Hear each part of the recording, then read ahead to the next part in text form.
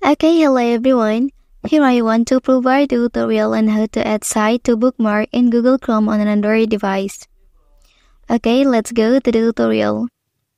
First thing first, you can open Google Chrome on your device. Well, after that, here you can open any website you want to add to a bookmark. Well, after that, please click on three dots here. And then you can tap on star icon to add it to a bookmark. Okay, after that you can see the site in the bookmark section. The way is, click place the three dots here. After that, tap on bookmark option.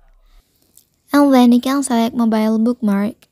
After that, here will appear the site you just added to a bookmark.